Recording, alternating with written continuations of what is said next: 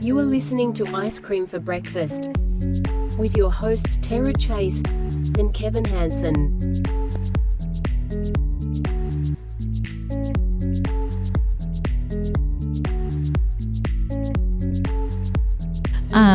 Welcome everyone to Ice Cream for Breakfast.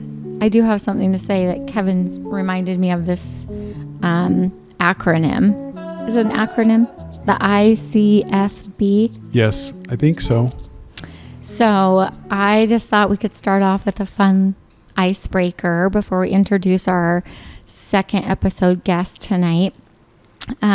Is if you were to... I had these pieces of paper printed and I forgot to grab them, but you guys each get to figure out what would you make if it wasn't ice cream for breakfast and you had ICFB. What else could that stand for? I don't know if we want to share that with people. ICFB. You know what it reminds me of? What's that? They used to have this thing on the highways and it would say don't, and it was literally painted on the road. Okay. And it said don't, and you drive B, and then A, and then it was good for, but it was a firebug backwards. Oh. But it would make you think like, what is a good for, or whatever it is, however you'd say it. Has anybody else ever heard of this? Because That's an Idaho thing. I haven't seen that in Idaho, and I've been here for a long, long time. Yeah, that was something I used to see. Wow. Good for whatever, the firebug backwards. Is that like Department of Transportation? I would think so. Or Ada County Highway District? I might have to ask them what this is. So Idaho firefighter, no, that's not right. I have no idea. ICFB. I don't know. I'm going to ask. I thought of, I could forget bad. That works. My second option would be I can find bravery. That's a good one. Good. That is very good. And you hear this voice in the background. So Michele, do you have anything for ICFB, ice cream for breakfast? I see. She's like, I didn't know we were taking a test I when know, we came a in. very beginning test. I choose for food. I don't for breakfast. I chew for breakfast. Yeah, you could do that. I chew for breakfast. I love So it. you don't have smoothies? Is that what you're saying? I do prefer food I can chew. I agree with that too. I'm a texture person. Yeah. Well, okay, that was Tara's fun little let's see what happens today, because Kevin has been posting ICFB and I'm like, but people won't know what that is for a while. Did I do that on there, or was it just text to you? Probably a text to me, but I'm just saying, I was like, what is ICFB? It took me a minute. And I'm like, oh yeah, ice cream for breakfast. So welcome to Ice Cream for Breakfast. Idaho cares about firebugs. That's what Kevin, that's really what he meant for me to see on a text message. There you go. So, okay, well, I'm going to introduce our interview guest today. She is more than a gold star, and she needs to hear that. But Michele Harris is here. And Michele and I probably go back at least 5 to 7 years, somewhere in there. I've known her. We were really close in neighbors, but she also goes to my church, and she is one of the most talented women and also inspirational in every way. And when she agreed to come to our show, I knew it would be a hit because I've taken classes from Michele, both classes in family life and marriage, and most recently the one that I have just been loving even for myself is How to Thrive in 25. And because she is a licensed therapist, I will let her also share her business with us and what she has done for our community for so long, but what she does for individuals, including myself as a friend. And I just think that the world needs to hear from her before she goes into retirement. And when she told me she was retiring, gosh, it's been since January. Is that when you let me know? Yeah. Then I'm like, no. But her, I'll just call it her print on the world. It is remarkable. So you have to hear from her. We're going to have it recorded and we will send it out.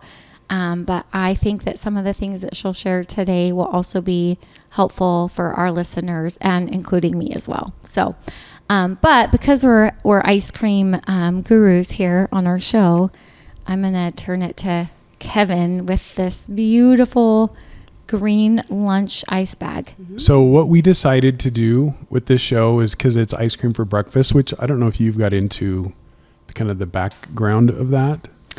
We haven't, but you may. We can. To Michele? So yeah. So Okay. so I was thinking, well, what can we do to incorporate ice cream into the show more?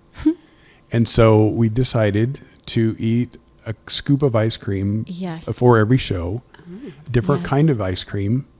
Last week it was. Oh my gosh, Michele. It was not pretty. Oh, dear. It was black vanilla and with some other stuff in it. And it was actually good, but they'd used the charcoal to make it black. So I guess our teeth and our lips were black. My daughter was like, Mom, what is this? And I said, go ahead and have a scoop. See if you like it. Take a bite. And she's like, it was the Stranger Things from that series show on Netflix. And so my daughter is a Stranger Things fan from a few years ago. And we were able to take a trip to the scene or on site to the Stranger Things. So I've been to the mall where she's going to hear this and be like, Mom, that was not in that series. But we got to see some of the homes and places. So I thought, this is your ice cream. Go take a bite. She looked at it like, no, thanks. No? So we're going a little more traditional. Today. And the backstory is I only eat vanilla. Yeah. So we're trying to we're getting Kevin branch out. colorful. So I went to the store this morning and we each get our own little This is a treat. mini cup. Okay. Those are darling. Okay. Now And you I'm done. don't have to eat all of So it. Just cute. just a spoonful. Kevin, I don't know that you knew this, but this is my favorite flavor. We're throwing ice cream in the Chocolate studio. peanut butter? I thought you said you only have vanilla. Well, that's what we're trying to expand my horizons. Okay. Okay, I just took a picture of this cute cup. I know I'm a sucker for how things are aesthetically cute. All right. So we're getting the spoons out. Do you want me to say this brand or do you want to say it on here we go. It's Haagen-Dazs. And we all have the same one? Yeah. Okay, cool. Michele, I'm going to pass thought you the the idea box was of the to- spoons. There you go. The idea is to compare. Oh, really? Okay. So every week we all eat the same Oh, you're good. Did it and fall? Michelle's microphone is unstable. Misbehaving. Oh, you guys, it comes with a spoon. oh, it does it. How cute is that? Well, I've- Packaged perfection. I've already put my fingerprints on this other one, so I'm going to use it. Okay. You do know people often put ice cream on their oatmeal for breakfast. I did not know that. Yeah. Oh my gosh. And We- last week, Kevin said that there's a Little Debbie's brand that one of the flavors is oatmeal ice cream. Oatmeal, creamy oatmeal cookie. Oh, that would be good. Okay, I'm in heaven. So this is the 3 ounce. It's literally like the size of, I don't know what. Oh my gosh. This is my favorite ice cream flavor. It's like a half hour Serious. later. Well, we're going to get to the show eventually. Okay, this one I'm taking more than just the one bite. And if my teeth turn black for this, it's okay. Maybe brown. Okay. That's so very good. Very good. So I do like Reese's peanut butter cups. So, That's what it tastes like. no, this is good. I'm going to be conservative because, believe it or not, I had a peanut butter flavored acai bowl before coming. Yum. So- Peanut butter is amazing. I know. Semi. And then when you add it with I'm good. chocolate, it's even better. That is Yes. great. Thank you. So I've been doing a carnivore diet for like 2 months, 2.5 months. And this is like some of the only sugar I've had Kevin's like, I save my sugar for the show. For the show. for the show. That's a good idea. Okay, well, There's I'm going to there's put my ice in cream. here. There's oh, ice. is there? Okay. Should we? If you want to put it in there. You want to put I have a pen here to mark your name on it. So we got to streamline this. I think people are like, what's going on in there? They might be looking up going, oh, Oh, did you write your name? I did put my name. T for Tara. I don't have a Do you want to pass that? I'll pass the pen to you. Here you go. And then if it If doesn't you put have one a on name, yours, then we won't need one on mine. I was just thinking the same thing. Great minds. Here's how we get. Yes. You're amazing.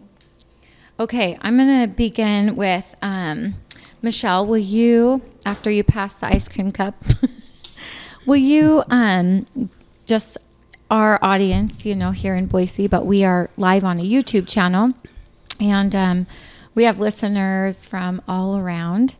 We that have or haven't been to our Boise, Idaho, or Treasure Valley. So let us know a little bit about you and where you live or reside and what's your address from. No, because then when she retires, she'll be like, no. No, I'm just kidding. I know you'd help anyone. But yeah, just a little bit about you and how you, your life, your family, and what brought you to Boise. Okay. Well, I graduated at the age of 23 with my master's degree. Amazing. And I'm now 68, which is why I'm retiring this year, because I've been doing this for a very long time now. Congrats. And I have a little small private practice called Words of Wisdom, which I picked when I thought about, I don't need to say anything wise. I just need to copy other wise words that other wise people have said. Aww. And hopefully pull them out at the right time with the right person. I do live here in Boise. I have 3 kids and 3 stepkids and 5 grandkids. And most of them are here locally, so I'm able to enjoy that. And I know that you and your husband travel. So tell me your favorite place you've been to in the last 24 months. That would be our trip to Australia last year. We kind of did a pre-retirement party. We went to Australia. We went to How fun. New Zealand. Oh, you did? Yes, we had a great time. So What was, I just have to ask, like the flight, is that the longest flight? I've actually been on longer Oh, flights. you have? Okay. Which I don't do well. Believe it or not, I get motion sickness. Oh, lovely. Gosh. But yeah, we did I think it was 15 hours. Oh, wow. Which wasn't too bad because we went like at midnight and I kind of slept through most of it because it was Okay, at good. bedtime. Yeah. Okay. So that worked well. I think that's a smart flying habit. just stay up for a day or two ahead of time and just sleep the whole way. Then 15 hours. Because I would love to go to New Zealand, but I don't like the long flights either, especially if it's over the ocean. Oh. Like something over that is like eerie. Even though I've been to Hawaii a few times. I have a friend who don't know. lives in New Zealand, and he's Okay. offered his house. Oh. So, Ian, if you're listening, we'll be coming your way. Ian. Do it. So Michele says it's So worth it. It's beautiful. Yeah, and then we also went to Tahiti and to the island of Moorea. Oh, maybe so we that's had what I saw your really pictures. big vacation. It Okay. was 3 weeks long. And I just thought, if I'm going to go down under, I might as well hit as many spots There as I you can. go. That's while we're there. awesome. Good It for was fun. you. That's awesome. Thanks for sharing. Did you go out in the outback? We did not go in the outback. We did go to a place, I think some kind of a crocodile place where we actually got to go to a crocodile farm and do all kinds of fun stuff like that. But no, not the Me outback. at the crocodile farm, just run. So we had a previous guest who's from Australia, Oh. and I think he was saying that most people don't realize how big it is. Yes. I don't know if I don't think it's as big as in the United States, but it's pretty sizable. You know, Anyway. they had a map actually. We went to church and they had a map of the United States and a map of Australia, and it actually is almost as big as the United States. We were very surprised too, which is why we flew from place to place rather than driving Right. from one end to the other. You know, because we wanted to go snorkeling and stuff like that on the Great Lakes. Sometimes Americans are really stupid when it comes to geography. I was in Toronto and the Calgary Olympics are going on. They're like, "Did you get a go?" Like, Calgary is It's- how far from Toronto? you know, it's like wasn't like an hour away. Sure, No. sure. So sometimes Americans aren't that smart when it comes to geography. Geography mapping, depending on who you're talking to. But yeah, I made a couple of geography mistakes in my lifetime too, Kevin. So, okay. Well, Michele, like I brought this show to the team, and I thought for sure as spring came, I made this, I don't know, the last few years, I just haven't wanted to do New Year's in January. I have always looked at spring, and right now, those that are listening aren't looking out at what I see, but we're in a sunny day of March, and it couldn't be more beautiful outside to me. I see that the buds are starting to come up on the trees. There is, even my daffodils opened up on Sunday, which would have been March 23rd. The sky, like the snow is melting off the caps of our mountains. Anyway, for me, New Year's always seems more natural in spring. So as I think of making my goals, and I know I attended the Thrive in 25 class with you, and just a lot of good tips on emotional well-being, physical well-being, spiritual well-being, and of course our mental well-being. And I have just bursted with spring being here now, and I want you to share more about, to think about hundreds of people listening. What is so important about why we have goals for ourselves? Why do we need them? Instead of just everyday living and letting life happen to us, how is it that you have inspired me, but I know you'll inspire others to bring spring or bring a new year to start? So I'm going to turn that over to you a little bit, and we might have some back and forth, but Okay. yeah. Well, I actually like your idea of waiting until spring to set goals. I think a goal that is authentically set is one you're more likely to buy into and actually accomplish. And so when I'm talking to people about setting goals, or when I'm setting my own goals, it's kind of like, I don't want to just muddle through my life. One of the handouts that I have in my office is called the top 5 or 10 regrets of the dying. Okay. And you don't want to have your life story end and have mainly regrets. Yeah. And I think most people regret what they didn't do rather than what they did do. Agree. Because you took adventure by the, The horn. the horn, and Go. you pushed forward. Yeah. So I'm a little different than some people who coach or encourage people to set goals, in that I actually don't like what I call pinnacle goals. Okay. To me, a pinnacle goal is like going to the Olympics and only one person gets to stand on the podium to get the gold medal. And I'm thinking, all those people that went to the Olympics are amazing. Yeah. They are so much superior to anyone else that in their skill set. Right. But only one person goes home with the gold, and I think that's kind of sad. And so when I encourage people to set goals, I like to say, can you set a goal that if you show a trajectory of improvement, you can feel good about that, rather than saying, well, I didn't reach the pinnacle goal, I didn't get home with the gold, so I'm a loser. Yeah. And that is so good. discouraging, Sure. right? And also when it comes to goals, a lot of people think that if they shame themselves, well, I need to do this because I'm getting so whatever.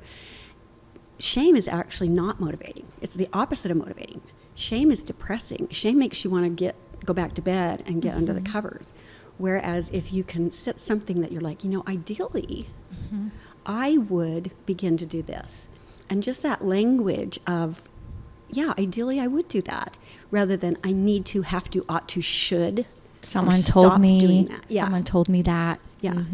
And so it isn't fun to be told we have to, need to, or ought to do something. But when we stop and think, if I did that I would be really being the best version of myself. And so I like to talk about, there's 3 levels of existence. Okay. The first one is basically I'm alive, right? Think of a plant that you go out there in the springtime and you're like, yeah, it survived, it's alive. It's not doing much of anything, but it's barely alive, right? And the next level is, well, actually I guess survive would be first. It survived. It's barely alive. You trim back the dead branches and you go, oh, what do you know? There's a little bit of green there. I guess it did survive, right? So if you go from, nobody wants to just survive life. Right. Surviving is exhausting. And so if we're just surviving, we've got to get to the next stage of, well, I'm alive. That's good. But the happiest, best place to be is when we're thriving, right? And so I like people, and myself included, to think, what would I be doing if I was thriving? If my life was growing? Like, think of a bush that's got those buds and the lime green branches, and just like, it looks like a bridal bouquet. It is so gorgeous. It is thriving. Yeah. And one right next to it is like, well, I think it's going to be okay. And the one next to that is like, I think it's dead, but oh no, it's survived. So when we set goals, it's if we're in survival mode, it's hard to set anything other than just, I got to keep my head above water. Got it. And so one of the things I taught when we had that other workshop was the 8 dimensions of wellness. Yes, those were awesome. And so if I'm not doing well in most of the dimensions of wellness, I'm probably in survival mode. And frankly, I don't really want to hear a whole lot of things from you about how I should be doing things better. It's all I can do to keep swimming, keep my head above water. And so we want to make sure that we help someone who's in survival mode get on shore, so to speak, where they can be grounded, and then they can look around and kind of go, okay, well, I'm not in survival mode. I'm alive. I guess I'm doing okay. And then when they feel truly grounded and ready, now they're ready to grow and thrive. And that's that upward trajectory of hope. I love that you said hope. What is the normal process of getting someone from that state of drowning, we'll call it, to the shore? Like, what's, generally speaking, what does someone need to do? Is it kind of internally? Is it help them from someone else? Or what's required to get them there? I think it depends on the depth of despair they're in and what the issue is that's causing them despair. I sometimes use a swimming pool analogy of, let's say my friend is in the swimming pool and I can see that they are struggling. They are, barely surviving this experience. And so I say to them, hey, would you like me to, I'm going to throw you like a life jacket, okay? Would you like a life jacket? And they're like, no. They're just like, leave me alone. Like, some people push you away when they're in, survival mode. They're just like, I'm just trying to breathe. I don't want to listen to you. I don't want anything from you. Just leave me alone and let me power through this, right? So, but we can see they're doing okay. They're surviving, right? But what if I start noticing that they're not doing so well? They're sinking down below the water level quite often. I can see they're gasping for breath. I can see that they're getting very tired. Well, maybe I'll go ahead and throw the life jacket in there anyway. And I'm like, look, it's right there by you. Just grab it. And if they're, feeling capable, they might grab it. But often people won't even grab it then. They'll just be like, I said no. Leave me alone, right? And then there comes a point when we say, I'm no longer going to listen to what you're saying. And we jump in the pool, or we life preserve them out of the pool. And we pull them up onto the side of the pool. So if they're sinking so badly that they refuse all help, and we can see they're not going to make it, it's time to intervene. The trouble with being a counselor is we get used to talking about everything. And sometimes I think I'm socially inappropriate because I will talk about suicide, and I will talk about drug abuse and alcohol. I mean, all the heavy things, right? And so if someone is suicidal, I'm not just going to say, I know, I can see you're struggling. Right. There's going to come a point when I'm literally going to say, yes, I'm going to pull you out of the pool right now. And you'll be mad at me probably, but that's okay. If you're alive, you can be mad at me. But if I wait too long because you kept telling me, leave me alone, I'm going to regret that decision. That bud didn't come back up. Yeah, that would be regret. Yeah. So depends that's a on good the issue. analogy, Michele. That's a really good one. Yeah. Because sometimes, we all probably sitting here in this room have our own swimming pool. And sometimes those waves, or I should say ripples, feel like the whale in the ocean. And he's coming to swallow me up. I just know it, and need someone to come rescue us. And sometimes we want the whale to swallow us. Yeah, sometimes our despair and our depression is so heavy, it's kind of like, please just let me go now. Game over. I don't want to do it anymore. It's too hard. And so if we can see that someone's at that place, it's time for us to have the tough conversation with them. Yeah. So tell me about hope and words of wisdom. Like, tell me what your interpretation for us is. So I kind of gave you a handout earlier, and it's a combination of quotes from through the years and also some amazing books. Okay. And when you ask about hope, I want to turn to the one that has a quote called Hope Rising.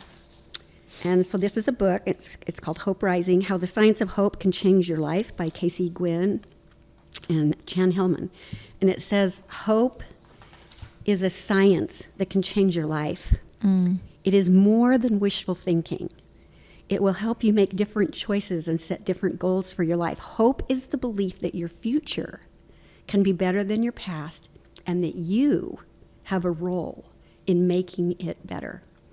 Both pathways, which he calls the way power, and agency, which is your willpower, are required for you to have hope. Hope is the single best predictor of well-being. Oh man, I love that. So many times I think, how do we get more of hope? And then I think, just like he was saying, is, I mean, how many of you here, like, and maybe the audience can answer on our channel, but do you guys wish, like when you blow out a candle on your birthday, do you make a wish? I do. It's been a while. Yeah. And like, I was thinking about this too. Like, do you close your eyes and think of that wish and then blow it out? Or you just like blow out the candle? And I'm going to maybe talk too personal here. No, do it, Kevin. But I think that for me, Yeah. I've been in those places where you don't feel a lot of hope. But it's one little thing that changes that does it, that gives you enough that then drives you towards that hope. Is that a normal thing? It can be. It can be something like that. Again, I'm kind of morbid, I think, because I teach a lot of You are not morbid, this woman. I can be. You're probably a realist. But I teach a lot of coping skills, right? Yeah. Because if you feel like you can cope, then you feel like you can manage your life. And so I came up with a definition of what is a coping skill. So a coping skill, according to Michele Harris, is anything except suicide. That's pretty morbid. Okay. That's pretty morbid, right? But it's a big field. Like, it's not a doom and gloom when there's only, as long as it's not this, we got you. I'm coping. We're here with you. I'm either coping with positive coping skills Okay. or I'm coping with my negative coping skills. Right. But the bottom line is, as long as I'm breathing, I am coping with life. It might look pretty hopeless, my life right now. Sure. But I am coping. I'm surviving. And so I try and teach positive coping skills so that, because negative coping skills always come at a price. And so that's like, think of like alcohol or drug addiction. I'm feeling bad, so I go drink to feel better, but then I get a driving ticket on the way home and I lose my license, and then I have to take an Uber home, and my spouse is mad at me because I got my license taken away, and then I crash and sleep for the night, but I've got a hangover the next day, so I don't hear my alarm. But then when I finally do wake up, I don't have time to call an Uber, and I'm late for work, and now I lose my job. Yeah, the snowball. What I want to go do is drink Yes. again. I want to go Right. drink again. Yeah. So that's a negative Yeah. coping skill that came at a price. It made me feel better for a few minutes, but it was followed by the second punch. Can I tell a story? Yes. So last night I was driving down the freeway, and I was going about 30, and it was just bumper to bumper traffic. And there was, all of a sudden I hear a noise, and it's a kid on a motorcycle going 70 through all the cars. And I'm like, where's the cop when you need a cop? And all of a sudden there's a state cop on a motorcycle, and he takes off after him.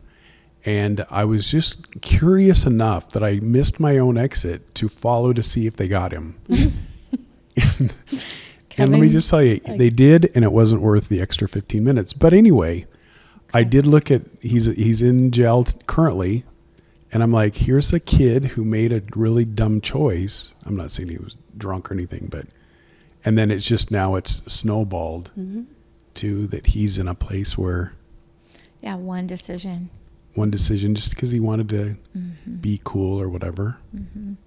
Or he didn't want to be late for something, and he just thought, well, if I speed, I'll get there in time. Right. I'll go 70 when everybody's going 30. But there's definitely a bigger reason if he's got booked. Right. Like something's it's on him. eluding. Well, it was eluding probation. a police officer. It was a felony. Oh, wow. And so you might have to go, in front of a judge or something. But I'm probably a little more morbid than you, because I was thinking when you were saying about the well, I did see a video over the weekend. I was out of town working, and I was watching TV because there was nothing to do in Prineville, Oregon.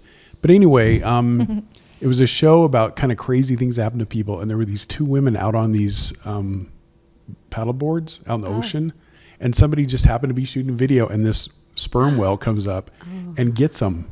Oh, But because these little fish, they couldn't swallow them, so they'd spit them back out. They had a Jonah experience. And so, and the ladies Oh were, my goodness, this is real? yeah, and they were back out on the ocean. They're like, oh no, we knew it was just one of those weird experiences. And What? I'm like, I wouldn't Traumatized. be 10 miles from the beach I after was that. just thinking about getting a paddleboard until you said that. Anyway, well, I don't think they have What? sperm wells in the ponds or the rivers here, lakes. Maybe I'll still get that. But wow, that's just It's worth fearful. so we're kind of random here. Yeah, At least I'm that's random. great. yeah. They It's got worth spit out by a checking whale. the video out. Please send. I have to look at that. That's crazy. If anyone else that's crazy.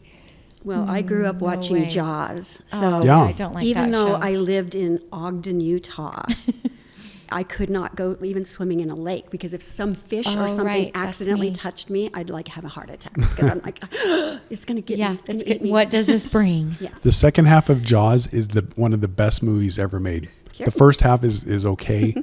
When the three guys are on the boat at the last half, it's a fascinating movie. My dad was in the Korean War and was stationed in Japan, and he said they would be out a mile just kind of swimming around. He goes, if we would have known about Jaws, we wouldn't have been out there. Yeah. Yeah, you should all know about Anyway, Jaws. I Don't think I'm do done. it. I'm done with my randomness for a minute. It's not random. It's fair. Okay, circling back, I need to say that too. You were born and raised in Ogden, Utah. Mm-hmm. When did Boise become your dot on the map? Boise became my home 34 years ago. Wow. Yeah. But my youngest son was born here. Okay. And so he will be 34 next month. So I Amazing. can always remember how long I've been Oh, here. that's amazing. So have you, Michelle, always done counseling and therapy here in Boise? Well, except for, of course, when I moved away for a little bit of Okay. time. But Okay. yeah, that's been my primary occupation. Okay. I've sometimes worked for other agencies and then had my private practice on the side. And then it's probably been at least, I don't know, 10 or 12 years since I just have done the private practice. And so, I absolutely love it. I'm not quitting because I'm bored or tired of it. I'm just kind of like, I'm going to be 69. It's time to take a break. So. Oh, So what do you do now once you're done? What are your plans for the day? I'm part of the time I'm not sure what I'm going to do. I'm like, but it will be nice to be tired and actually be able to not just push through it and actually rest. And Yeah. the surprising thing is, in fact, my husband is 3 years younger than me, and so just this morning I said to him, "Hey, by the way, you won't have more energy 3 years from now." that's great. It is true that you do get tired as you age. So, and I'm still hyperactive, so that's really going to be weird for me to do that. That's great. I like that. That's cool. So Tara, did you make ice cream when you were growing up? Kevin, I did not on a regular basis make ice cream until I was a teacher, and I actually taught students how to make ice cream. And it was so much fun because you would go outside and we would have the bags, and the kids would be shaking bags, and we know how to make ice cream. It's a bag within a bag process. And I would buy a ton of rock salt, and I would make them work out, and I'd be like, you are going to earn every calorie from this ice cream. And it was such a fun experience that it just became part of my curriculum. I'm like, on a bad day or a hard day, or I knew we had a hard week or lots and lots going on, we were going to make ice cream in bags. Sometime I would get them, hey, we're going to do this. And we're talking 16, 17, and 18-year-olds. So this isn't the kids that were having fun, like the younger kids. It was the older kids. Right. So that was my ice cream making experience. So when I was a kid, and I don't know if we did this more than once a year, Okay. even if then, it was this old wooden bucket. And then there was the canister that went inside, and I don't even remember what we put in that. I Okay. think there was eggs, but I don't remember. Probably. and then had the top, and then you filled it with ice, and then you had to sit there and crank it. I remember the look of that. I've seen it. And it was awesome. Yeah. But at the same time, it felt like there was like hours of work. It is. For very little product. For a bite. Right. Okay. So one of the things that what I've discovered is that the ice cream making process is a lot more interesting now and not as much work like that. Mm-hmm. And so when we were doing this research, when I was doing some research trying to find this thing, we ran across Nick from Polar Ice Creamery. And Nick has got a great YouTube channel. And he goes through Ben & Jerry different flavors. He makes the ice cream, then he makes the cookies or the fudge or the whatever on the side. And then he kind of folds it in at the very last minute. He doesn't mix it in. Sounds so good. And he's got his own little cups with his own name printed, and he puts ice cream in it, and he puts the brownies, and then he puts more ice cream. But one of the things Nick does, and so we just appreciate him letting us have access to some of his information for our show, is he helps people put ice cream shops together. Is if anyone wants to check out Nick and what he does, it's Polar Ice Creamery for YouTube, and he can help you do anything you could imagine. There's all kinds of recipes. There's all kinds of different, he gets into the science of these stabilizers, which help kind of bring the ice crystals down, which make it creamier. He has one where I did it the other day. It's 3 ingredients: sweetened condensed milk, heavy cream, and vanilla. And it isn't the best ice cream ever, but it's very, very simple. So you can start small. You can start small. And just grow from that. And go from there. So, and we'll talk about Nick throughout our show, but we just wanted to say thank you again for Polar Ice Creamery. Thank you, for Nick. letting us use some of his content. Absolutely. Thank you, Nick.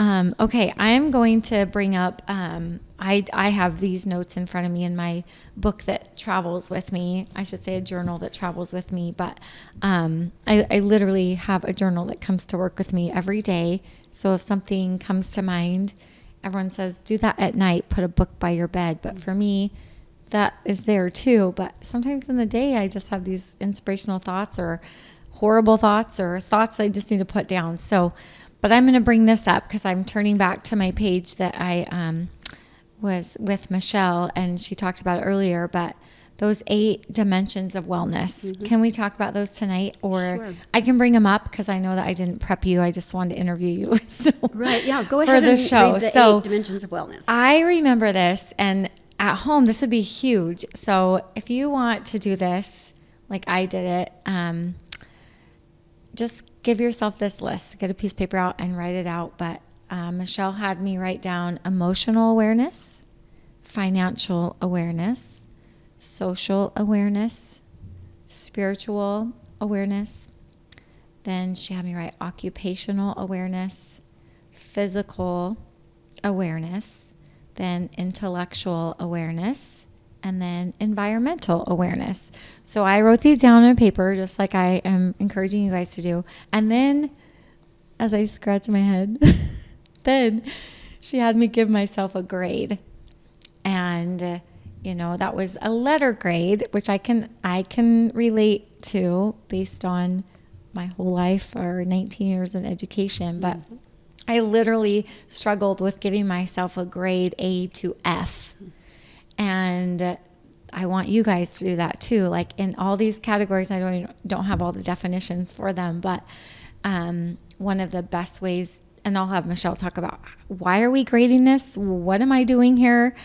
And tell me what you wanted after I graded myself. I'm not going to tell you what my grades are because Michele's goal for me before I get to the end of December 2025, which I probably will end it in March of 2026 because that would be my calendar year where I start goals. It's the Belgian calendar. Yes, there you go. That's good. I'll use that. Spring.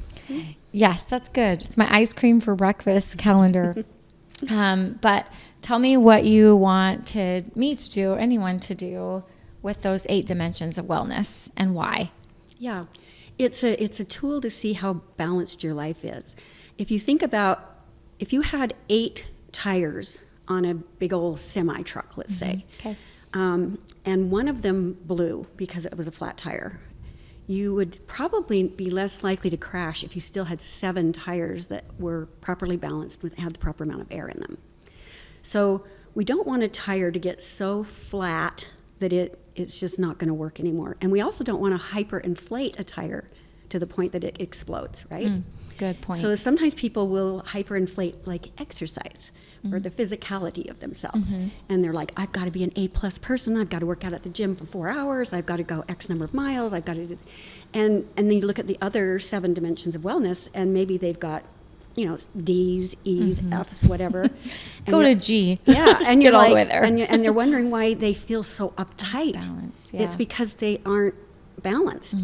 And one of the things I've learned about the generation or two younger than me is they often don't like moderation. They don't like to be average, right? Yeah. So if you think of the bell curve that we learned in math, Right. The average right there in the middle of the hump of the bell curve is where I actually like my clients to live. I'm like, can you live within 1 or 2 standard deviations of normal average behavior? Okay. Maybe if they're going to go to the Olympics, I could justify someone having an A+ in some certain category. But most of us are not going to the Olympics. Most of us are just trying to get through life and feel balanced. And it's interesting when I read the 8 dimensions of wellness, some people will have a fit about spirituality, for example. Right. They'll be like, I'm not a religious person. And I'll say, I honestly didn't ask you if you were religious. Your spirit, from Michele's definition again, is the energy, the light source, the thing that makes a difference in you. And I've had the experience of, on several occasions, being around someone when they died. And all I can say is there's a huge difference between a person who's even barely hanging on and a person who has died. I call that their spirit, their light, their energy source. Yeah. And so when I say to them, what's your spiritual score? I'm basically saying, have you taken the time to be quiet and maybe I'm touching my heart right now, because I often say, what do you think or believe deep in your soul, in your spirit, and are you living a life congruent with that? Because if you aren't, you will not have good self-esteem. Okay. You can't have good self-esteem if you aren't living true to what you believe. And I've had some really interesting experiences. Obviously, I wouldn't give any specific details, but I had a man one time who was, a man among men, just the most macho kind of guy. And yes, Kevin, I am going to tell you it was Kevin. No. I just saw Kevin raise his hand. We got HIPAA stuff here. We do have HIPAA. But I was doing the 8 dimensions of wellness with this guy, and he says, I haven't prayed since I was 4 years old. Wow. I was taught to pray when I was a little tyke, but I have not prayed since I was 4 years old. And I turned to him and I said, oh, well, you wouldn't want to do that. Well, talk about a bad idea. Can you imagine telling people you prayed? What would they think of you? And he kind of laughed. He got the point.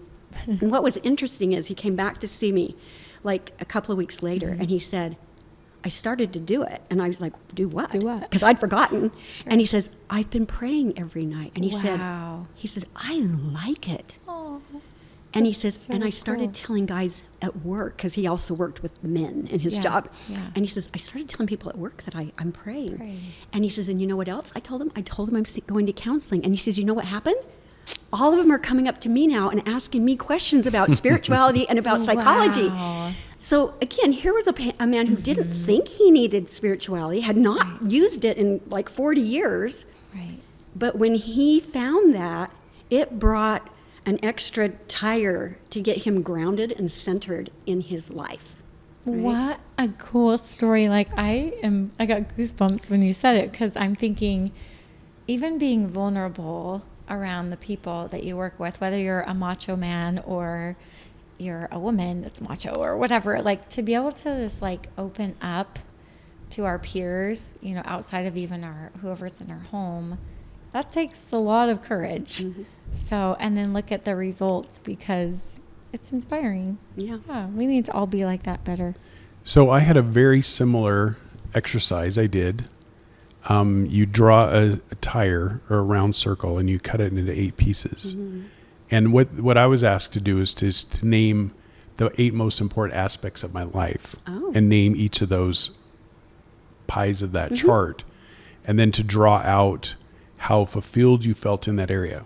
50%, 80%. So very similar. Yeah. Yeah. And then when you're done, your tire, it's almost better to be 70% of everything than it is 100% and 50%, because then your wheel is, it's the same concept, but just a little different thing.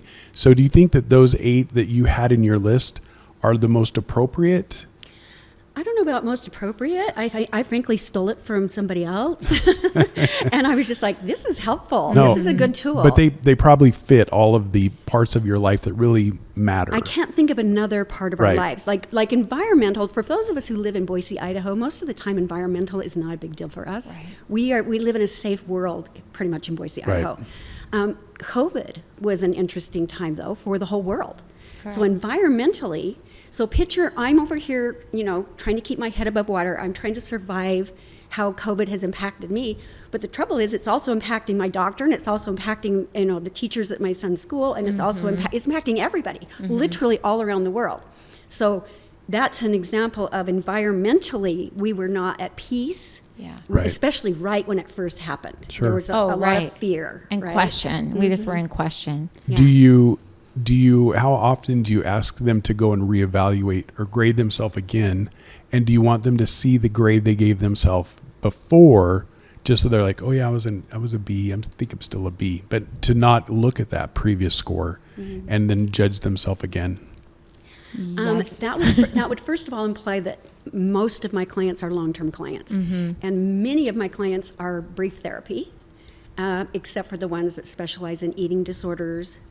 They tend to be long-term clients, and so sometimes I will, if things start to lag or drag, I'll say, let's go back and look at your first original goals for therapy and look back at that original score. And then we will assess and say, how do you feel like you've done? And a lot of times when clients think they haven't made much progress, I'll go back and look at that and I'll say, but as far as I'm concerned, this one's definitely improved. And I've seen you do this. And they'll go, oh yeah. So I like, assessment tools in general are becoming more and more important to insurance companies too, because they want to know, they want statistics on improvement with clients. Wow, that's Does that just mean you're a really good therapist, that people are short-term? She's fantastic. No. Short-term therapy is kind of different than like Freudian, psychiatrists who are going to do that. Lay on the couch and tell me about if you were breastfed or not. Right. I mean, we're literally going to go clear back to the beginning of your existence. And a lot of people don't want that kind of psychotherapy. And frankly, I don't think they need it. I think that if they're basically functioning really well in life, but they've got what we call a situational depression or a situational anxiety, then let's deal with that situation. Let's talk about that. Let's get some coping skills. Let's get some ideas and help the person feel capable to go forward and get through that. How long is a normal situation? Maybe that's a hard question to answer, but how long? I mean, a couple months or 6 months or 20 years? No.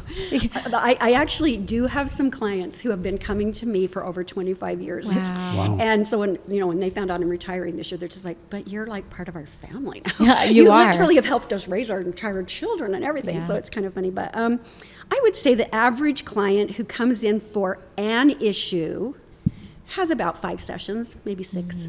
Mm-hmm. I wanted to say something about when you gave the example of the pie chart. Another way to use that is to also put concentric circles and go towards the bullseye. So not only would you list the important relationships of your life, you would decide how involved and how emotionally intimate you are with those people. And what we usually find is there's very few people who are right in the bullseye center of their life. Right. No matter which pie chart they came from, whether it's, again, from church or work or friendships or family of origin or what. And we can go back to your topic there, but leads me into your 7 levels of intimacy. It's a great book. It is a good book. It's a great book. Yeah, that is on Michelle's list. Do you mind if we put this list for our audience, Michele? I do not mind. Okay. I have no idea, though, if I'm violating a copyright law. We'll make sure you're not. We might just have book club on ice cream for breakfast, and then some of the concepts, like I said, are definitely from books, and others are just kind of a compilation per Michele Harris's summation of what that kind of looks like. If we're driving people to go buy the books, I think they'll be fine with that. Yeah, Kevin is an author as well, so he'll look at the book. You look up the copyright stuff for us. The 7 levels of intimacy. It's funny. I read chapter 1, and it kind of blew my mind. And I had a friend who was graduating as a counselor, and I took her this book, and I said, "You got to read this." And I haven't seen her or the book since. Oh boy! So I'm sure somewhere on her, I won't say her name. I'm Diana, but anyway, I'd like my book back. she probably has that book, and she can keep it now. But it's a fascinating, at least what I've read so far. Oh, it's really a great book, and what I like about it is it's classic what I love, which is homework assignments at the back. Oh, that's good. And so one of the things, and I think I've got the right book anyway right now, but I think it does, but he often talks about becoming the best version of yourself, which I love that. That's, again, if you're thriving, you're on a trajectory to being the best version of yourself. Doesn't mean you're going to arrive there in this lifetime, but you're on a trajectory and striving to be the best version of yourself. And then they have homework, at the back, because the whole idea of the 7 levels of intimacy is to have emotionally intimate conversations and connections with at least hopefully one person, and hopefully others too. And so there's homework in there. And one of the things I really liked was the idea of deal breakers. And so you can put a relationship in 3 categories. What they're doing is ideal. I love this about this person. Or it's acceptable. Or it is in fact a deal breaker. And so looking at a relationship in those lights, it's kind of like some people, I swear they don't have any deal breakers. I often think of these people who fall in love with someone on death, who's a murderer on death row, and it's like, I'm going to marry him. And I'm like, do you have any deal breakers? Or is there anything that would make you not be with a person? Yeah. But for many of us, we don't know what our deal breaker is until somebody smashes up against it. And then we say, oh, no, that I will not put up with. Right. But you might have to have life experience to even find out what your deal breaker is. Yes. At least in my life, that's kind of how I've looked at, I couldn't do this or I couldn't do that. You're not going to see me be a nurse because I know that job occupation is a deal breaker for how I respond to bodily fluids. Yes, right. So, there's things that come up as I can think back and grow through. I'm like, ooh, that one I can't do. Well, and some people think, because I also do a lot of marriage counseling. I've had a lot of training with Dr. Julie and Dr. John Gottman. The Gottman Institute is an amazing source for any relationship in your life. Okay. I highly recommend going to the Gottman Institute. But a lot of times people will come and they'll say, well, I will never get divorced. We made a promise when we got married, we will never get divorced. And I'm kind of like, well, then that means there will not be a single deal breaker that will happen to you in the entire time you're in the relationship with this person. Yeah. And I guess that makes me kind of pessimistic. But some people do put up with pretty much everything. And others are shocked to realize, you're right, I have not made that a deal breaker, but it in fact is one. Wow. I had a situation with my parents that raised me. I was adopted, and my dad stayed married to someone who was not very healthy in every aspect of life. And finally, they divorced when I was in high school, and my dad said, I'm really sorry, I just couldn't take it anymore. And we were all like, why didn't you do this a long time ago? And he wanted to stay just because of the family. Yeah. But really, the health of the family was probably better had he done it earlier. Yeah. So I think some people... And it's scary. Yeah. It's scary to be I invented a term. It's called re-singled. Re-singled. It's Let me write that down. And so Bring me a Kleenex. We were all single before we ever got married, and then if there's divorce, death, whatever, it's like I'm re-singled. I'm single again, and it's a daunting task, and a lot of people will avoid it at all cost. Can I share with Tara the 7 levels of intimacy that I remember, just the intro, and then you can correct me. Well, I'll look at my notes too. It's pretty fascinating because the intimacy I think that they're referring to is not physical. No. It's an emotional intimacy. And one of the phrases in this first chapter says something like, what we want is to find someone who we will share everything about who we are, our hopes, our dreams, our fears, our failures, what we're driving toward and what we're running from. And I'm paraphrasing this a lot, but basically not all relationships are worthy of that kind of intimacy, but your primary relationship should be. that you're willing to share everything that you're afraid of and everything that you're driving toward and you love. Is that right, Michelle? Like it's Well, the other thing I do is wordsmithing. Okay. Which is so basically, I don't love the word should. Oh, okay. Because I say to people, you're shooting all over yourself. So stop doing that, and don't let re-singling shit don't let all over anybody else myself. shit all over you either. Right. So I would wordsmith I that like too. Ideally, that is what we would have. Ideally, Okay. that is what we would have. So when you said that already, brings up, I guess, a little bit of a wall. Is that the best way to say it? Because if someone's telling me now I got to go out and share all of me with a person, and you go through some trauma, how terrifying, especially in re-singled life. Well, I don't think you have to go do it immediately. I'm shitting all over myself. I am not doing that. Reminds me of a commercial, but never mind. Let's not go there. Okay. See, I have random thoughts with Kevin. It's just like its own show It's okay. in my brain going all the time. That's good. Creative. So the Okay. little brief summary I had Okay. on the 7 levels of intimacy, the subtitle being the art of loving and the joy of being loved, because if you think of a cradle, it rocks both ways, right? And too often we're good at loving, but we aren't with someone who knows how to love us in return. Yeah. So that book is really good about that, and it's by Okay. Matthew Kelly, and he says, as we strive to become the best versions of ourselves, we will be better able to be equally yoked with another striving individual. Love it. It is not enough to just survive life or merely state I'm alive. Our quest is to thrive. So there I threw that little truth I nugget love in that. there Yeah. with that.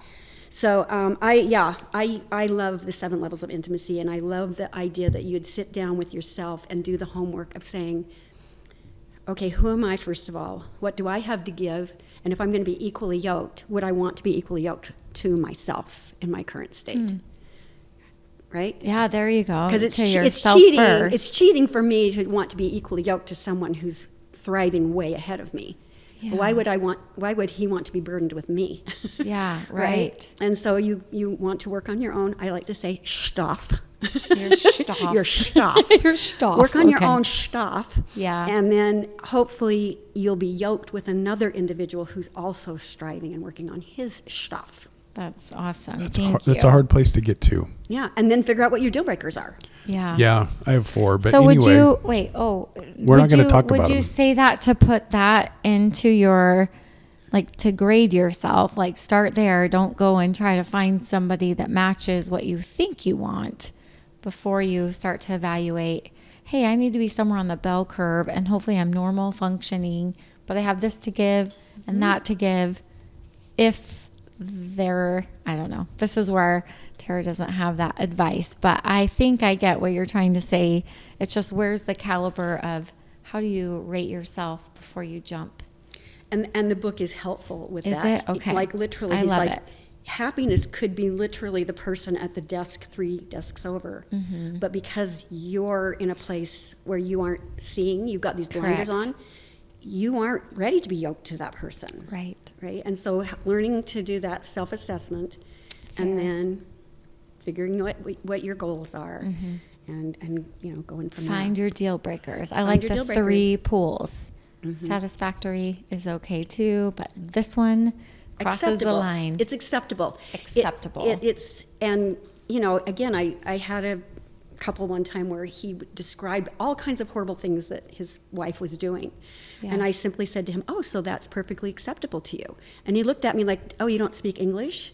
And I said, "No." I said, "I get that it's not ideal. Everything you've described sounds really terrible. I get that it's not ideal, but it's apparently perfectly acceptable to you because it's not a deal breaker." Right. And his right. eyes got as big as saucers, and next thing you know, because I was already his therapist, they went to a different counselor for their marriage counseling, and it did end up ending in divorce because she did not want to change. So Oh, break my heart. the way I look at this, and then I have a question. At the very end of the movie, the Castaway with Tom Hanks. Oh, the volleyball Wilson. Yes. And at Yeah, the very volleyball. end, he's standing at that crossroads and he's trying to decide, do I go north, south, east, or west? And I think that sometimes for me, I've found that somebody can be on the same longitude with you, but on a completely different latitude. Yeah. So how do you find that? And then, so my question is, I think that as being someone who's divorced, I think that you can live with someone's stuff longer. But then when you get divorced, I think I see a lot of people who then that second marriage or third marriage or whatever it is, 12th marriage, they're less likely to be, I don't want to put up with this for another 18 years. And that's where the power word of I won't Right. comes in. Again, one of those wordsmithing words, not I can't, because I can. I could stay in this horrible, sure. miserable marriage for another 12 years like I Right. did the last, but I won't because I have a boundary. And that is why I think it's easier to have multiple divorces once you've done it once and realize you will survive it. It's easier to do it again because it's like, oh, I already know what it's like to be resingled. And there's nothing wrong. Like to Right. me, there's nothing wrong with that second or third divorce. I know. It's that you have enough power in yourself that you're saying, I'm not willing to live my life in misery or whatever it is. Was that her name? Right. It's like a bad Stephen King book. But anyway, but no, I think that's a deal. So I wonder, do you see that a lot where maybe that second, third, fourth marriage ends maybe quicker just because the person's like, I want to be better than I was that first time. I see both sides. I see some who are just like, you always think the grass is going to be greener. I found out the grass is really no greener, so I'm just going to stay with this one. I'm done. What if there's no grass? I'm done with the game. Well, some people will still stay because they just are like, whatever, I read something recently, and you guys both know a little bit about my life in this time in life. I'm not staying in this time in life, but I read something recently that, no matter how much water you pour, if it's fake flowers, then nothing's going to happen. So you have to, and I want to be in a position, and I'm sure everyone wants to be in a position where you don't get to the third or the fourth or the fifth, and then realize I can't do this, I can't do this, I can't do this.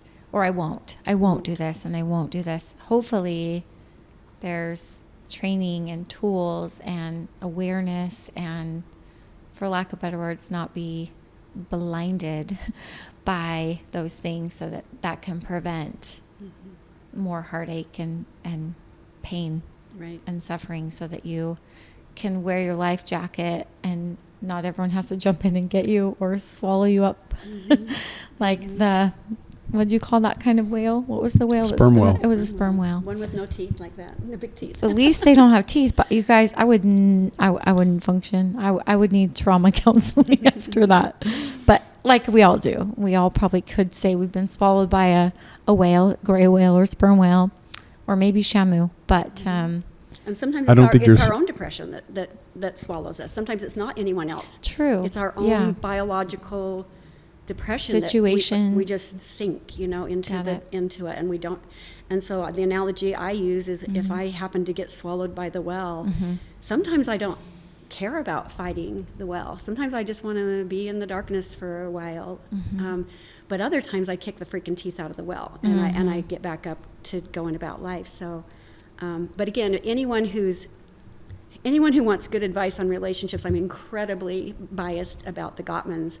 They have done scientific research on what makes relationships succeed, and more importantly, what makes them succeed versus what makes them fail. And so they talk about becoming a master in a relationship versus being a disaster. Ew, good. And so we want to learn the skills. What are the masters doing? What did they do different?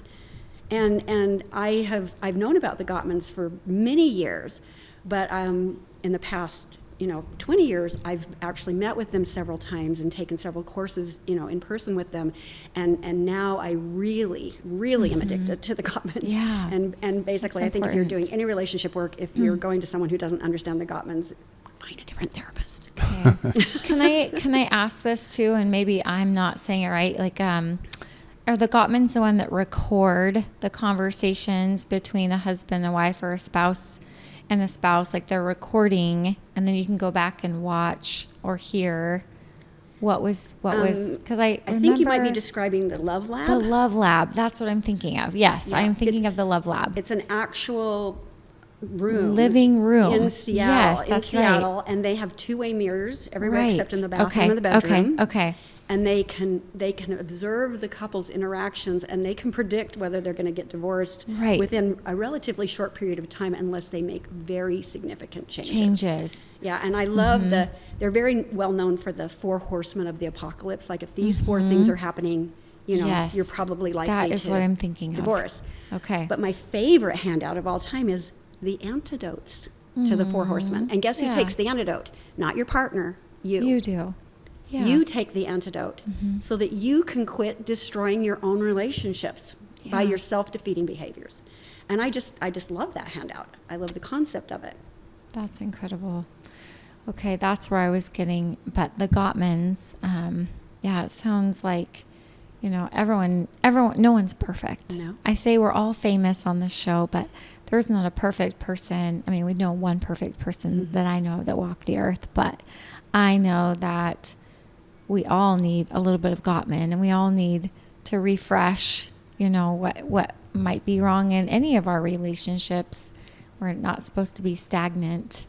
And once we become stagnant and not willing to look into ourselves, I think that's when all those, You're not thriving. now. yes, you're not thriving and you're not helping someone else be their best self or be your best self for somebody else. Right. So, Right. yeah. One of my favorite intros that the Gottmans sometimes do when they do a great big couples workshop. Yeah. They'll have all the men and women face each other, scoot Okay. your chairs together, knee to knee, eye to eye, hold each other's hands, Okay. and then they'll say, repeat after me, I love you. The whole audience, male and female voices, I love you, Okay. and I'm going to hurt you. And Oh. everybody goes, what? And they say, repeat after me, I love you, and I'm going to hurt you.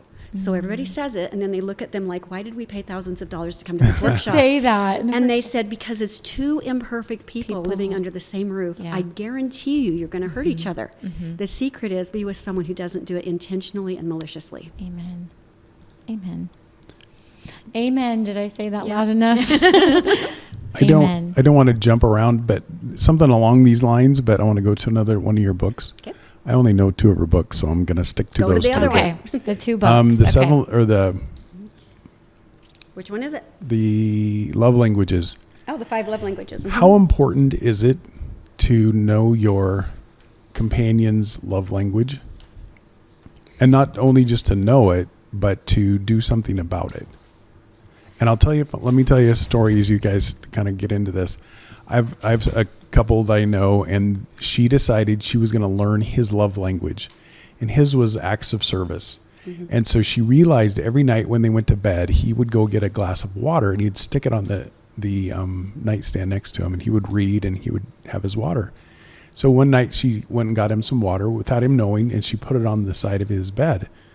And he sat down to read, and he just looked over like, whoa, where'd that water come from?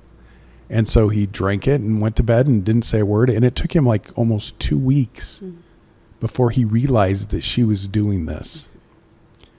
So how important is it to do it and to Recognize it's being done to you. right, and Yeah. and maybe not try to like, well, I did this because that's what you're supposed to want. Right. So how important is the love languages? Go ahead, Michelle. So I usually give a homework assignment that goes with that. Okay. And the first thing is you to figure out your own. And because a lot of times when I'm meeting with a couple, it's like, well, what makes you feel loved? When this is done for you, do you feel loved? And then, because if you tend to feel loved, you tend to react more lovingly, right? Yes. And so the first assignment is, here's my primary love language, and here's what it would look like if I was getting it, right? Because then you can make it what I call concrete, observable, and measurable. This is how I perceive feeling loved, and this is what it would look like. Are you willing to do that for me? And then if I care about you, I'm going to give you the love language that you have, because otherwise you're going to be over there just dying for an X, Y, and Z, and I keep giving you A, B, and C. And I'm over here saying, I'm giving you. I gave you Right. so many A, B's, and C's that I've lost count. And I'm like, I'm over here dying for just Yeah. one X, Yep. Y, or Z. Right. So first thing, know thyself, Okay. right? Okay. Know what I need, And this is one of the times when I do use the word need, not just want, because I have a need for that. And if my need is not met, I turn into a needy hot mess. Okay? So if you want me to turn into a needy hot mess, just ignore my needs. Okay? So Sad. conversely, if you want me to feel loved and be loving, then meet my needs, and then I want to meet yours. I remember one time telling a guy that that a man needs to be easily entreatable, which means if a woman comes to him and says, I really would need this, or I would really like this, and he goes, oh, so the man has to be whooped. And I said, that's how disasters think. I said, have you never heard the saying, happy wife equals a happy life? Because if you meet her needs and she's happy, she will smother you with love. Amen. She will be so grateful that she has a partner who adores her and meets her needs. Why would she look anywhere else? Exactly. Right? So it's very important. And not only is it important for husbands and wives or partners, it's important for you to know your children's. Right? So, I'm the youngest of 7 children. Okay. We are all very, very different. In fact, I remember one of my high school classmates going, wait, you're his sister? I can't picture you guys even growing up in the same house. I can't imagine that. I can't even imagine you growing up in the same house. So very, very different. So if you're going to give a love gift, to your child or to your partner, then have it be what they need, not what you feel like giving. Sometimes we give what we want to get. That's exactly what it seems. I've heard that many of times in my friends' relationships, my own. It's like, wait, why did you get that? It's like the man that bought his wife specifically some kind of yard tool, and she's like, thanks. And just trying to be, he gave me a gift, but it's a yard tool that he was expecting, looking on sale or whatever, and you're just so sad for those moments. And then I remember the response from the husband was, well, I was thinking of everyone. I was thinking of the kids wanted it too. And, that's where the disconnect. But I think there's recovery for something like that, but it needs to be communicated. So I don't know if I should be I feel like I should be laying on the couch here. Michelle's awesome, huh? We can really I jokingly say, have couch, will counsel. Because there was somebody dated years ago, 10 years ago, I think. And I just like doing things. That's how I'm wired. I'm a romantic. And I would go to her office and I'd bring little candy or something to eat and, or whatever it was. And she had never had that happen to her before. And I think it was so uncomfortable for her because she thought there was something that like she had to do the same thing for me. And I didn't want that. I just wanted to show her that I cared about her. And we went to a movie one night. And this is toward the end of the relationship. And so anyway, she had her car and I had my car. And she's like, oh, I have something for you. And she was a rep for beauty lines in a grocery store. Oh, rep. I thought you said rap. I'm like, she's a rap? What do you mean? Christmas paper? Rap artist. Yeah. There you go. And she literally... We all heard something different. She got in the back of her car and she had samples that she had taken to Winco or wherever. And it was like this loofah, loofah sponge on the end of a bamboo stick. That's awesome. And she's like, here. Kevin's and I was like, what am I going to do with this? Loofah. And it was just funny to me, because she just thought... You give gifts, you must want a gift. Right. And I was like, that's not what this is about. I'm just trying to be So, so it's important to sit down. And maybe what about the children? Do you have to have that same conversation with them to understand what they love? Again, I'm going to use the word ideally you would, right? Because otherwise you're going to make assumptions. And you're trying know what to happens meet, when you make assumptions. Yeah, we're trying to meet each other's needs. And not that it is a task. I believe every relationship needs and should be part of your work. If I want it to thrive, then you have to work at that. You can't just bail and be like, oh, it'll take care of itself. That's not how it works. And when you have your children, that's a relationship building. When you're, coworkers, I tend to look at the 5 love languages, that we all have a little bit of all of them. And just some are more important than others. But even when I think of Maslow's hierarchy, we all have needs. And so I feel the love languages fit into all of our needs and wants, just at different levels, to feel cared about or seen. Like we all want to be seen and heard and feel of value. So it would be, like some people think, and I think it just needs more training. So I think that it's easy for me to come across and try to say, oh, I've heard of the Gottmans or the love language book or the 7 levels of intimacy. I might hear what that is, and in my mind I interpret it to meaning this. But I've seen and felt conflict even with what does acts of service really look like? What does words of affirmation look like? What does physical touch look like? And I had a daughter, I'll talk about my daughter again. It was very physical touch, like her whole early childhood. And she just needed me to touch her by sitting close to her during a movie, or she loved to lay her head on me. I could tell, like, even her stuffed animals meant they were close by her when she was little. And you could just see, like, things mattered, like even how something felt when she even was a baby, like under 1, certain blankies that made her snuggle and sleep. So I think that it's not just a sexual, physical touch at all. And I think that's where we get confused by what does these love languages really mean. So I would encourage people to talk to a counselor, get a hold of the book, and then practice. There's a whole list of examples of, if someone is words of affirmation, how do you do that if that's not your love language? And how do I do that if I'm not comfortable even, offering, if I'm not a good complimenter, which I tried to be, but if I'm not good at that, what can I start doing to, again, I have to work at that, recognize what I might not think is important, but is to somebody else, and what that looks like. I just had this idea about food.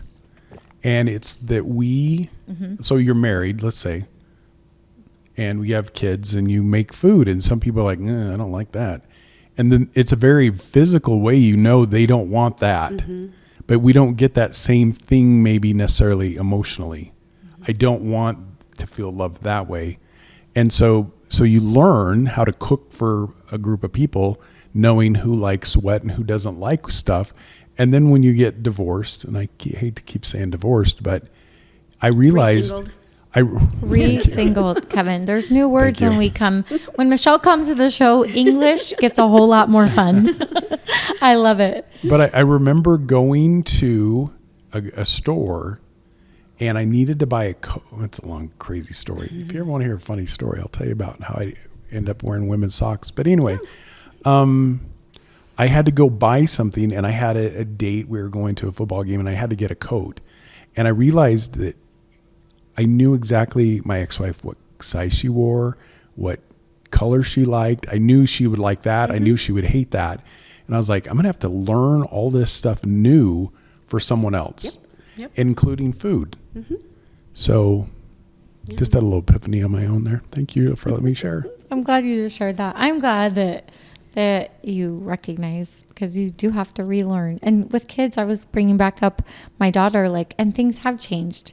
She doesn't need the same kind of physical touch, but because I remember that, I'm always one to don't forget, I'm going to hug you. And I love physical touch. I love hugs and hands, and, I kind of tend to love that part of love language, but I also know other people don't. So if I hug a client and they're like, what was that? I'm like, I'm sorry, I just hug people. Yeah, I am. And I don't want to be offensive, but I tend to hug. But I do think there's even levels to hugs. Oh, there are. One of the concepts in the book is the different dialects. Like in America, we all speak English. Yes. But I dated a guy who was from Texas, and his daddy was in O.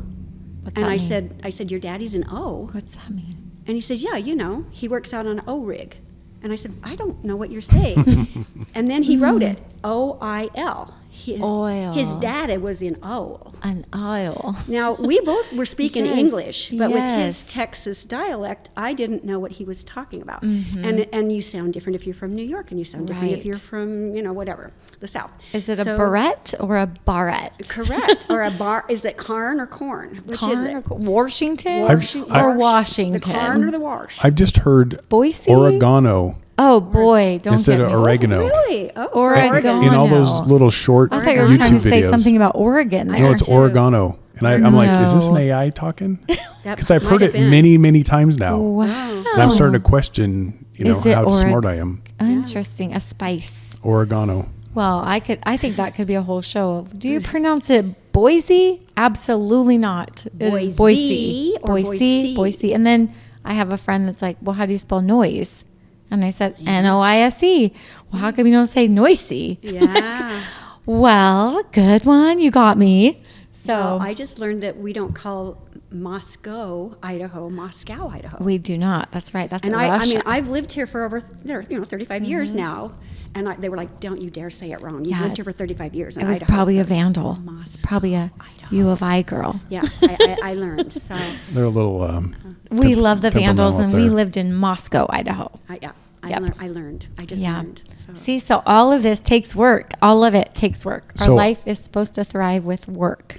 So going back to what you said about different accents, I am a side hugger unless I know somebody. And I remember going somewhere and I met somebody and I didn't know who she was. And she came up and gave me a hug and my arms literally went straight up in the air and I turned into a totem pole. Superman. I turned into a totem pole and she was kind of short. I'm not short.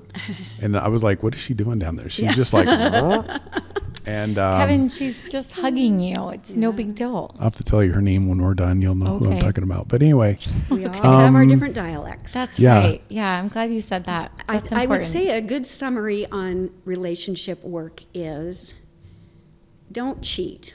Figure out what Yes. you need and want Okay. and be willing to ask for it Okay. in a way that they actually understand what you want. Okay. Because too often we're like, well, if I have to ask for it, it doesn't count. Yeah, that's Or not you fair. should know. Right. Or I gave you, so you should be able to. We should all over each other about what you ought to understand about what I need. And what happens is, and so then I usually, give that famous line, well, how's that working for you? Sitting there waiting for them to just intuitively know what you want and what it would truly look like according to your life experience. Yeah. How's that working for you? Well, it's not working well. That's why they're in my office. I literally say no one comes to counseling unless they're in pain. Yeah. Pain is what drives people to my office. And then I try and turn it into what I call productive pain. Yeah. So it's like, let's have some growing pains through this. But isn't that the truth? Like the more that we think, we all come from our own background and we bring our own shoulds into life. It colors everything. It does. Yeah, you're so right. And I know it's hard to start somewhere, but if you don't, then you get stuck and then you can't really go backwards. You could, but it doesn't work the same. So, yeah. It isn't thriving to go in reverse. Thriving in 25 is my motto this year. Yeah. Thank you, Michele. I really appreciate this. Welcome. I was just thinking, how do you think men are the problem, aren't they, most of the time? Kevin. Okay, so do you want to Deep thought. I hope all the women are listening because they're going to be like, because I think men think I had this. Okay, I got to tell a story. Okay. I got divorced and I found a card in the that led to the divorce, and I was like, two people cheating, giving each other an Easter card. I thought that was kind of interesting. So I wanted to create a line of greeting cards for people who were cheating. But then I realized they wouldn't really buy a card for each other. What was the point? So I write my first book, and a coworker had read it, and she was like, she came to work the next Monday, and she's like, I feel like I've been in your head all weekend. And she's like, can you make my husband more romantic? Oh. And I was like, can I? Is that like, am I like I don't know. And so I realized that men think they're romantic, but they're really not. Okay, so This is maybe a weird topic. One of my words of wisdom quotes that I invented goes like this: as a general rule, I don't like generalities. So I don't like it when we say men are generally like this and women are generally like this, and Americans are usually like that, and Republicans are usually like that. Generalities colors over the individuality of every human being who's sitting in front of you. Sure. So, I mean, some of the best therapists in the world are men. Right. Some of the most romantic people in the world are men. So I'm not going to go there. I'm just going to say, you need to find out what you need. Some people don't like romance. They consider it artificial and phony and contrived. It's like, that's not how my parents treated each other. Right. That's not how my grandparents treated each other. Not used to it, didn't recognize it as important. They think it's, I don't know, like syrupy phony. They don't think it's it. genuinely coming from, you love me so much that you want to give me this wonderful romantic gesture. So again, we really need to know. I write that literally at the top of my coping skills. Know thyself. The first thing is to, what is going on with me and what makes me tick, and then obviously work on some of those things, because we're going to find things we don't like about ourselves. Right. And we shouldn't burden, someone else with our baggage. So I think that previous generations were different and had a much harder life and different circumstances. But that's American. What about in France? Right. Yeah, true. So how do you get a guy who isn't romantic, and that's not his natural thing, but the wife needs to feel at least that she's just not someone there to do his dishes and laundry and whatever he needs physically? I have this handout that I call the Concrete Observable Measurable Guidelines. And it literally has like 13 steps to it of how to teach your partner to give you what you really do need. And then have a deadline by when you hope to receive that love gift that you've explained so completely that they absolutely 100% understand it. Yeah, and I call that enthusiastically agree to do it. Okay. And then if that day comes and goes and they have not given you any of your love gifts that you requested, then I tell the people they've given you a different gift, and that is, I don't care about your needs. Do it. I am not going to meet that need. I just had a heart drop. That hurts so bad. And I remember one time I had a gal who came, she had come all the way from somewhere in, Western Oregon. Okay. And, we did the whole handout. We listed the 13 things. And I'm like, this is what, we need to have your husband do this for you, and you need to do this for him. And she looks at me and she takes the handout and she puts it on the chair and she goes, this has been so helpful. I don't want him to do anything because I don't want him anymore. What? And I went, okay. What? When I came up with the handout, I didn't picture that answer, but it worked. Sure. She wasn't about to say, I want you to be romantic, I want you to do this, I want you to do that, because if he started doing them, then she'd feel obligated to stay, and she didn't want to stay anymore. I see. Wow. Interesting. That is interesting. She must have gotten to a point, and I love that you said she was done. Yeah, I was gonna say probably before she made it there, she just needed, She some needed tools help. to get She in. needed help get to in understand there. that. Yeah. And what a reality. But I love that you just said, let's not make generalities. And I do think that each person comes with a story, and each person has their background. And again, maybe I just live in be proactive and not a reactive, and understanding takes time. Would you not? There's times where I'm like, my sister, I'll bring her in. I just remember she was so young, and I was like, there's no way you can be engaged at 19. And I look back and I'm like, they're still married and 6 kids. And I just remember being 1 year younger than her, going, what are you thinking? You have your whole life. But that is her whole life. And she's pretty amazing. Yeah. So who am I to say there's that, what's real or what isn't? It's the two people that are in that. And it sounds like they grew up together. Exactly. And Yeah. sometimes the Good best point. marriages are exactly like that. And one of the books listed here is The State of Affairs by Esther Perel. Okay. Which, if you have not read it, it is Okay. really educational. Okay. But she talks, too, about how many people today don't get married until much later for the first time, if ever. And on their wedding day, they're literally looking at this person like, I found the one. Okay. This perfect human being who's truly going to meet every need. We are so perfectly matched. This is literally a match made in heaven. We've waited all these years to do it. And she says, we usually figure at that point, this is not going to be my first sexual encounter, but it's most likely going to be my last because we waited for this. We have this perfect union, right? Okay. And she says, they have such unrealistic expectations. They don't know how to grow together. Yeah. They have lived these really incredibly independent lives, and now they expect to come together, and you darn well are going to meet my needs because I waited and I paid for this wedding that was astronomically expensive. Yes. And, destination wedding most likely, and you darn well better be perfect because you're the one This is my investment. that I finally put the ring on, and I'm Yes. planning on it being final answer. She was pointing at me, by the way. I was She is pointing at pointing Kevin. at you. Sorry, Kevin. It's all right. And I'm not a therapist, but I will speak in generalities about one thing. Most men are not romantic. I will just say it. You don't have to say it. I think that's true. Thank you. That's all I need to hear. Most Listen, American men. I mean, I've also Do been you to hear Italy. that, American men? You better step it up. The Italian men are also really romantic. Yes. It's amore. Yes. And, If you can say amore, you're good. it's golden. It's amore. Amore. Yeah. It's amore.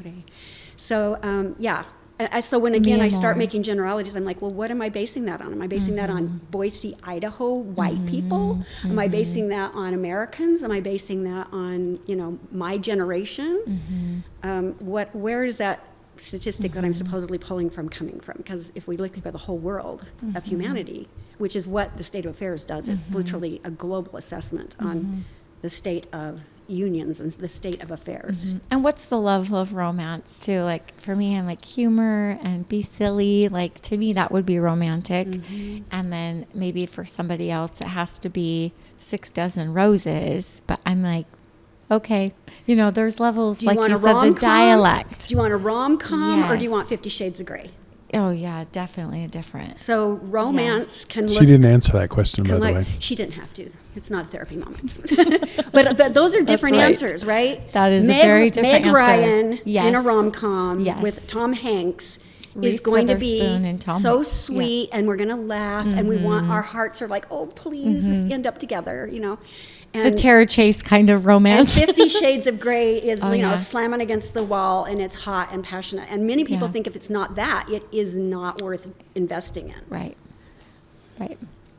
There's very different, what do you call it? The dialects of even that. So, The dialects of love. oh, maybe you could write that book before you retire, Michele. The Dialects of Love in Boise, Idaho. If nothing And- else, I would use myself as a bad example. No, Here's what I don't recommend doing. But isn't that the truth? Like, too, like, let's take a look back and be like, here's where it went wrong, and here's what I've done wrong. Here's what went right. Here's what I do really good, And here's what I'd do different if I could And go this back is and what do it I would again. do different instead of saying regret. Because you're right. We shouldn't live with regret and we shouldn't shame. And I love that you said that at the beginning as a good reminder that, and we all have, if you look at it, we all have work to do. And that's fun because It is. watching a person on a thriving trajectory, Yeah. there's no better definition of a human being. Yeah.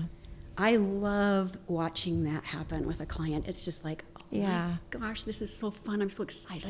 I've been a part of this and watched this happen with them. And of course, when it happens in your own life, you've reached Right. nirvana, even if it's only for Yeah. a brief period of time. I love it.